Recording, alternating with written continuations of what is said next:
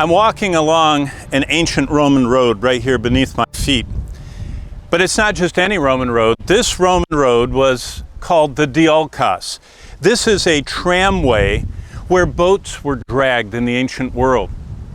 But this is also the spot where the word for the people that drag these boats is used for the two greatest servants of God in the Bible. Did you know in the Old Testament, over 141 chapters describe David, King David, the one who wrote so much of the Psalms, the one whose life Jesus said he was the son of David.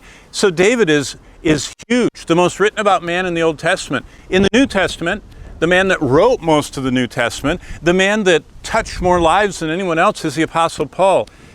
Something significant about those two men. Let me read to you. In Acts chapter 13, and you might want to mark this in your Bible, look at verse 36.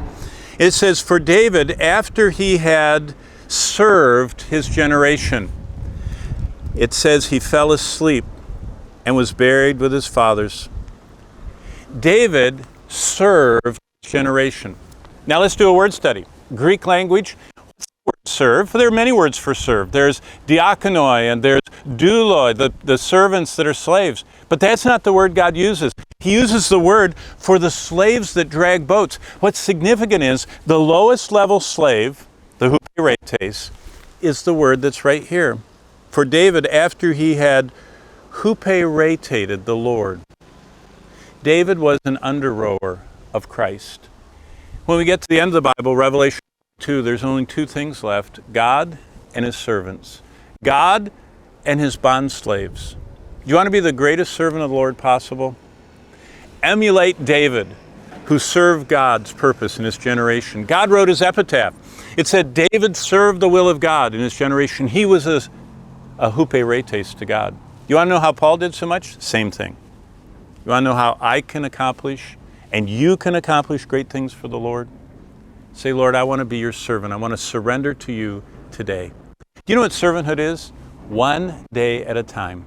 For me, this morning, I got up really early. It was still dark outside.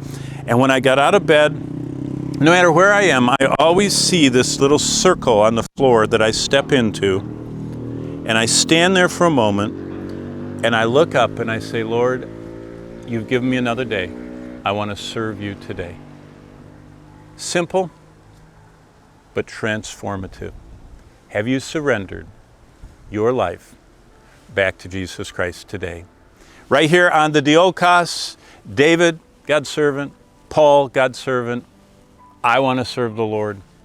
You should want every moment of your life to serve the Lord.